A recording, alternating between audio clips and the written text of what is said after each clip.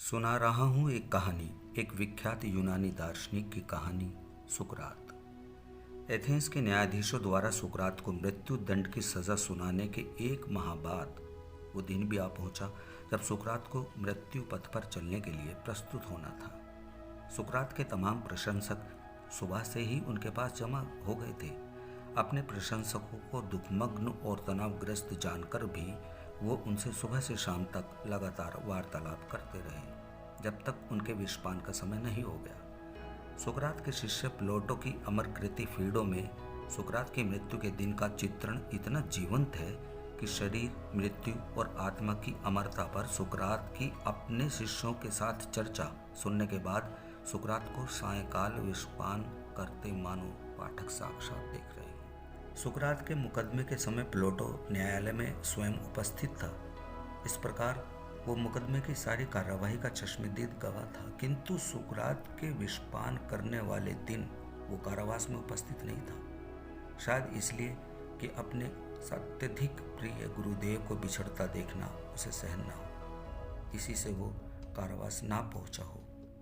FIDO में मृत्यु के दिन का सारा दृश्य सुकरात का एक प्रिय शिष्य फीडो खींचता है। सुकरात के विषपान वाले दिन फीडो और उसके साथी एथेंस वासी अपोलोडोरस, क्रिटोबुलस आदि तथा एथेंस के बाहर थीबिस, मोगारा आदि से आए सुकरात के कुछ प्रशंसक सुबह से ही कारावास पहुंच गए थे। वहां उन्होंने सुकरात की पत्नी को गोद में बच्चा लिए रोते देखा।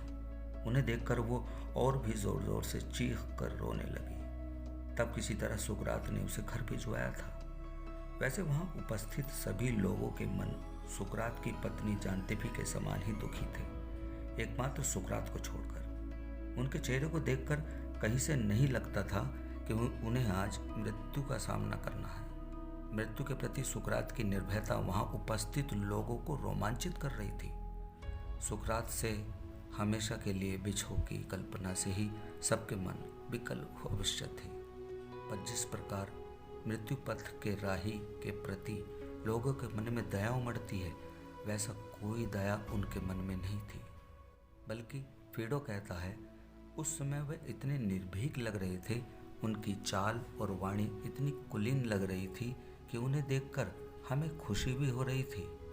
मुझे लग रहा था कि देवलोक में पहुंचकर वो व्यक्ति अवश्य ही प्रसन्न होगा। आज अंतिम दिन में ऐसी स्थिति में भी सुकरात ने अपने शिष्यों के साथ विभिन्न विषयों जैसे आत्मा की स्थिति, पुनर्जन्म आदि पर घंटों चर्चा की। चर्चा कभी इब्लिस से प्रारंभ हुई। किसी ने पूछा कि इब्लिस पूछ रहे थे कि सुकरात ने तो जीवन भर कभी एक पंक्ति लिखी नहीं, अब अंतिम समय में कारावास में कविताएं कैसे लिख रहे हैं। इस पर सुकरात ने जवाब दिया कि इब्लिस से कहना कि मैं उनसे स्पर्धा के लिए छंद नहीं रच रहा हूँ, ये तो मैं अपने एक पुराने स्वप्न के आदेश का पालन कर रहा हूँ। साथ ही उन्होंने इब्लिस को एक संदेश देने को भी कहा कि वो भी मुझे मृत्यु पथ पर यात्री अनुसरण करने का तैयार रहे। इस पर किसी ने कहा कि ये तो आपने बहुत अजीब बात कही, क्या आप उन्हें मृत्यु पथ पर आने की सलाह दे रहे हैं? तब सुकरात ने उत्तर दिया, हाँ, और कहा, जो भी समझदार व्यक्ति होगा वो अवश्य ही इस पथ पर चलना चाहेगा, पर इसका मतलब ये नहीं कि आत्महत्या के द्वारा वह जबरदस्ती मृत्यु को गले लगाएगा। यहाँ सुकरात का आशय यही था कि जब भी मृत्यु व्यक्ति का द्वार खटखटाने आए, वह प्रेम से उसका स्वागत करे। येन केन प्राकिरेण, जीवन को बचाने का प्रयत्न मानव की मूर्खता है। और फिर सुकरात आगे लंबे समय तक अपने शिष्यों की जिज्ञासाओं को शांत करते हुए उनसे विभिन्न विषयों पर वार्तालाप करते हैं। एक बार जेल का एक कर्मचारी आकर कहता है, ज़्यादा बात ना करें, क्योंकि ज़्यादा बातचीत करने से शरीर गर्म हो जाता है। जो लोग ज़्यादा उत्तेजित होते हैं उन्हें विष की 2 या 3 खुराक देनी पड़ती है। किंतु सुकरात उसे ये कहकर कि ज़रूरत हुई तो वह भी विष की 2-3 खुराक ले लेंगे, वार्तालाप में लगे रहते हैं। धैर्यपूर्वक वो आत्मा की अमरता संबंधी शंकाओं का समाधान करते हैं और उन्हें विश्वास दिलाते हैं कि मृत्यु के बाद शरीर के नष्ट होते ही आत्मा धुएं की लकीर की भांति बिखर नहीं जाती, ना ही कुछ शरीरों को धारण करने के बाद अंततः नष्ट हो जाती है। मृत्यु के बाद प्रत्येक आत्मा देवदूत के द्वारा परलोक ले जाई जाती है, जहाँ पर धरती के जीवन के कर्मानुसार फैसला सुनाया जाता है। कालांतर में उन्हें पुनः शरीर धारण करना पड़ता है। जो पुण्य आत्माएं होती हैं वे हमेशा के लिए जन्म मरण के चक्र से मुक्त हो जाती हैं। सुकरात के उठने पर प्लेटो ने उनसे पूछा कि क्या आप हमें अपने परिवार के बारे में कोई संदेश देंगे, और कृपया यह भी बताएं कि हम आपकी सबसे अच्छी सेवा किस तरह से कर सकते हैं। इस पर मानव को सत्य के पथ पर चलने के लिए आजीवन प्रेरित करने वाले सुकरात अपने चरित्र के अनुरूप ही जवाब देते हैं। आप अपना ध्यान रखना। मेरी और मेरे परिजनों की सेवा आप तभी अच्छे तरह से कर सकेंगे जब मेरे बताए मार्ग पर चलेंगे। सुकरात से बिछोड़ने का ख्याल सबको बार बार विचलित कर देता है, विशेषकर क्रीटो जो सुकरात का खास मित्र था, जिस पर सुकरात को दफनाने की जिम्मेदारी भी थी, कुछ अधिक विचलित था। इसी कारण सुकरात अन्य लोगों से वचन लेते हुए कहते हैं, मेरी मृत्यु पर क्रीटो बहुत अधिक उत्तेजित न हो, न मेरे शरीर का अंतिम संस्कार करते वक्त ये परेशान हो कि मैं भयानक कष्ट भोग रहा हूँ। यह आप लोगों की जिम्मेदारी है।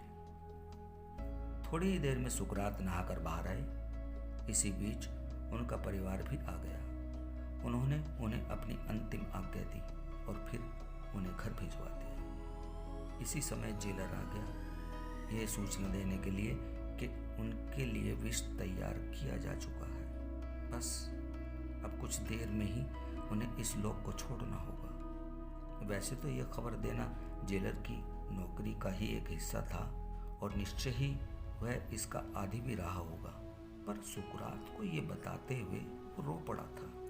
इस पर सुकरात उसकी सहृदयता की सराहना करते हैं। जेलर के जाने के बाद सुकरात ने पुनः उनकी सहृदयता की तारीफ की और जहर का प्याला मंगवाने का आदेश दिया। किंतु सूर्य की रश्मियां अभी बाकी थी।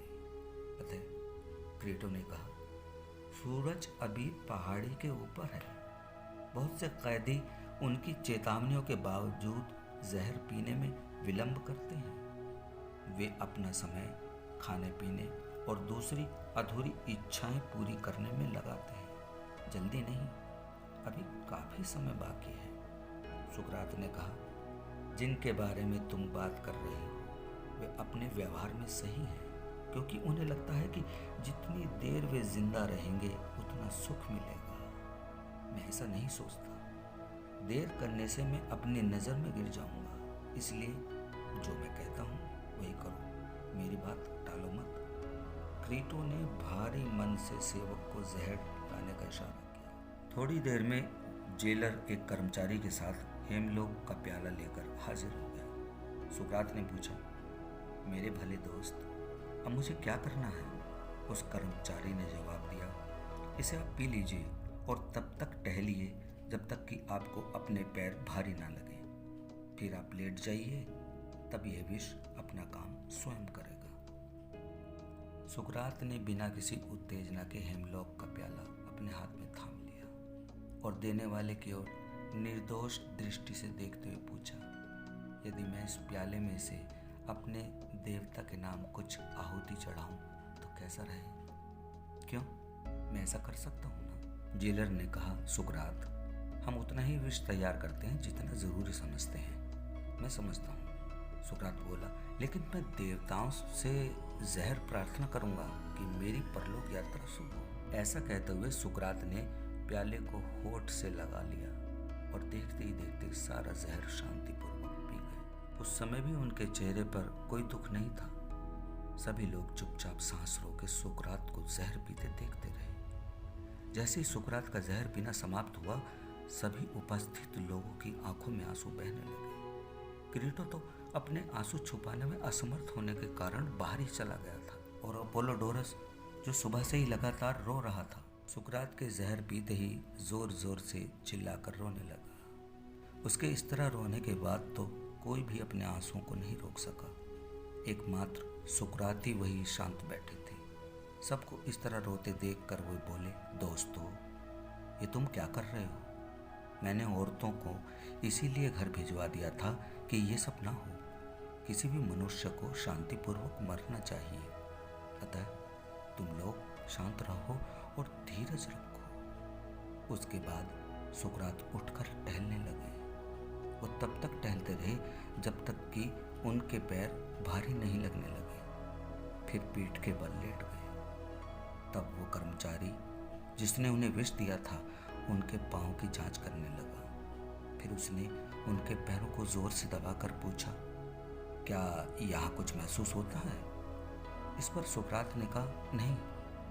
कुछ देर में उसने पैरों के ऊपर के हिस्से को दबाया और उपस्थित लोगों को दिखाया कि ये ठंडे और खड़े हो गए हैं। तब सुकरात ने स्वयं ही अपने शरीर को टटोला। फिर कहा, जब जहर मेरे हृदय तक पहुंचेगा तो मैं मर जाऊंगा।